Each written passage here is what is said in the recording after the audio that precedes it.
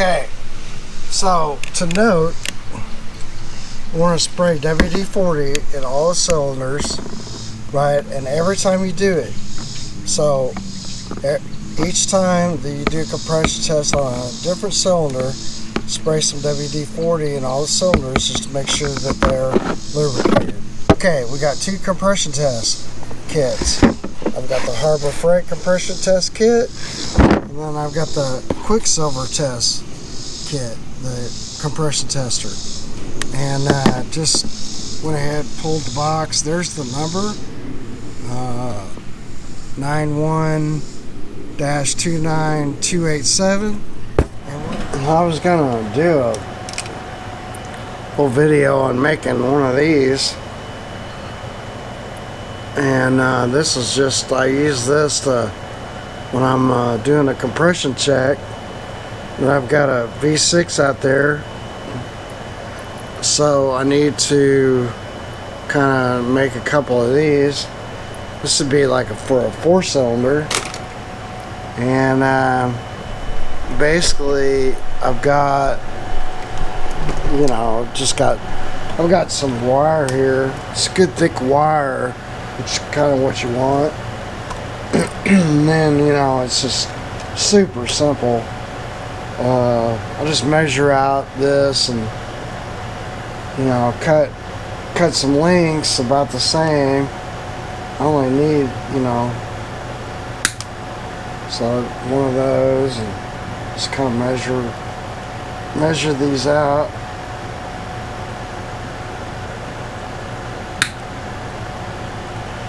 You know, on the wing nut end, you gotta kind of do it a little longer so that you can just put them all together.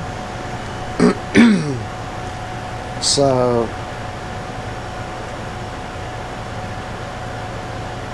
when I do the clip,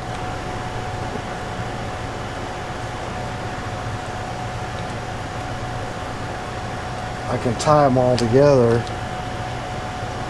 So you got all 4 wires. With them long like that, you just twist them like this, and then put your wing nut on there real tight. Now I can just do these ends. Anyway, super simple. So the biggest part is, yeah, I'm gonna go a little longer than you would normally do, like if you're doing it in a butt connector or something, just so you get the wire up in there and the spark plug boot. See, like on this one, I'll do a gator clip, so that one maybe not as long, right? Man, I got some gator clips somewhere. I just got some cheap ones, you know. It doesn't even have to have a red connector or anything. But I'm just gonna put that dude in there. I'm not even gonna do anything like solder it or anything like that. It's just to ground out my coils.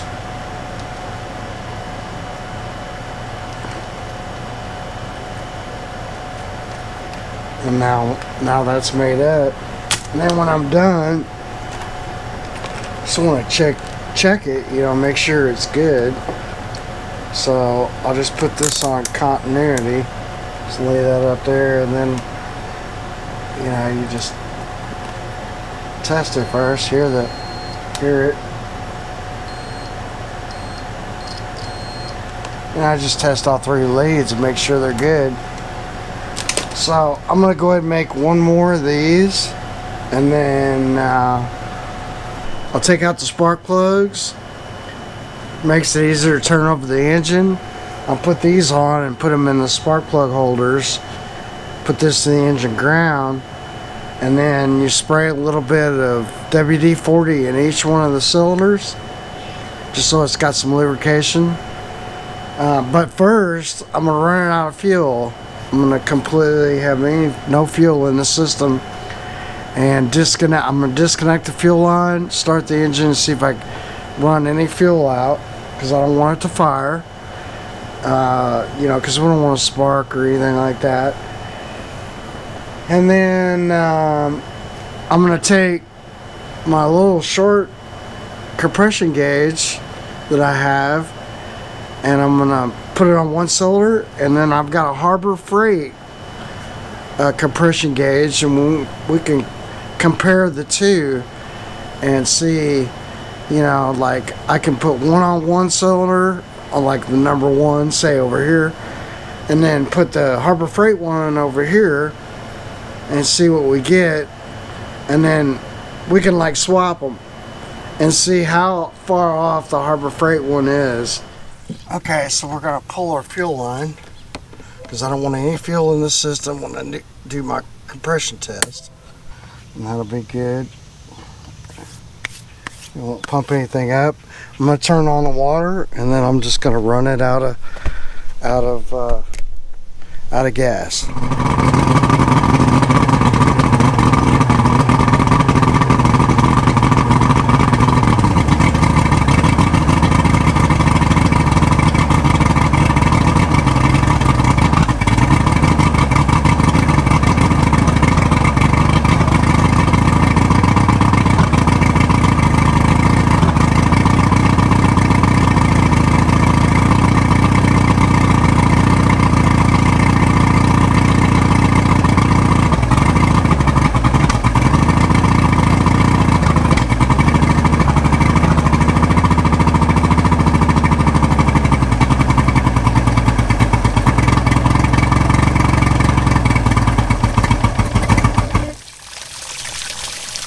Okay, so now I've got my little thing that I made, and we got each one of the spark plugs. So I like to just kind of bend this over a little like that, like so, and we're just going to jam it in there. And if it's not big enough, I can go like this, you know. Just make sure you're making good contact with the boot, with the spark plug.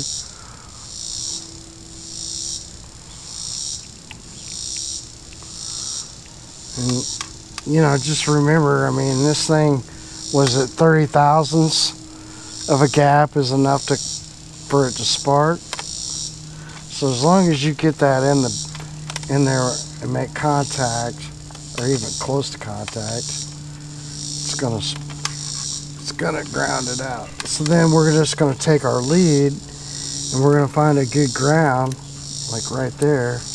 We're gonna make sure this doesn't pop off. We don't want that.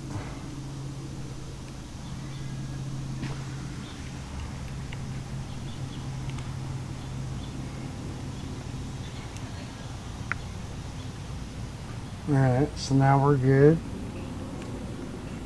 Good there. And then I'll put the other one on the other side, on the other 3 cylinders. The same deal. On. Now we're going to take periodically, I'm going to put some WD-40 in each one of the cylinders and make sure that it's still getting oil.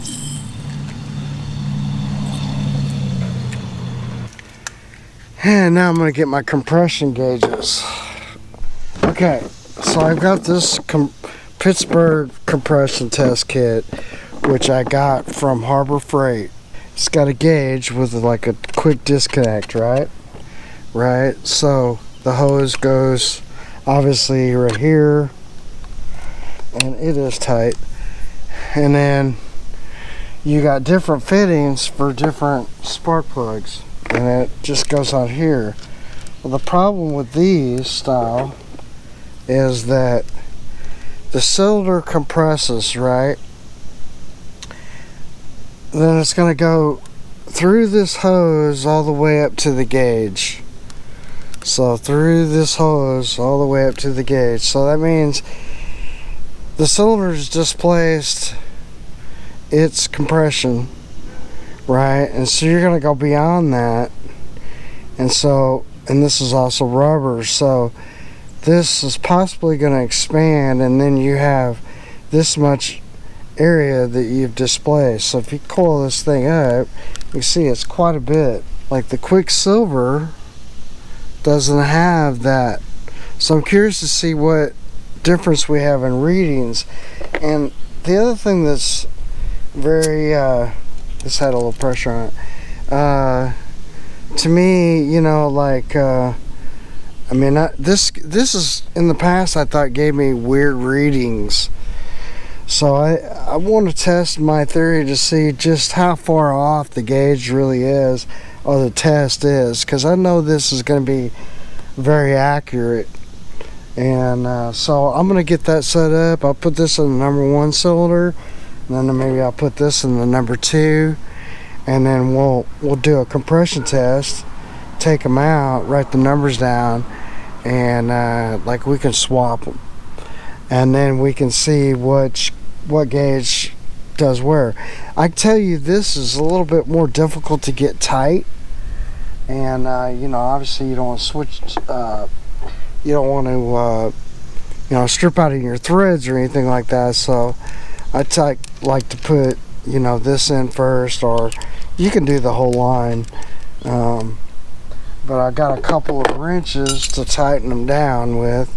You know, this one obviously takes a little bigger wrench, but I want to get it tight against that O-ring. Okay, so I got my compression gauges in. I got one on the number 1. So remember, we got 1, 2, 3, 4, 5, 6. So 1, 3, 5, 2, 4, 6. That's the firing order. You want to run your water because, you know, you don't want to damage your impeller. So turn the water on.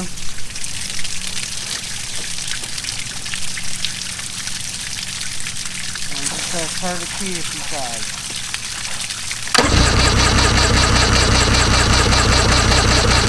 You can see on this one it's showing like 70 pounds of pressure. So I've got an app on my phone I do invoices with now, and I'm going to make note of those compression numbers. So about 107 psi pounds on that. So it is low compression. I'm just going to make some notes of the numbers I get, but I'm going to swap them real quick and see what we get. Alright, so now I've swapped these. I got my good compression tester over here. I got my Harbor Freight on the number 1. And we'll see what we get here.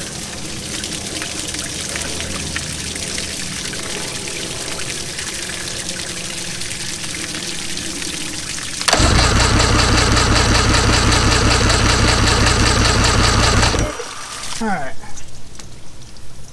so you can see there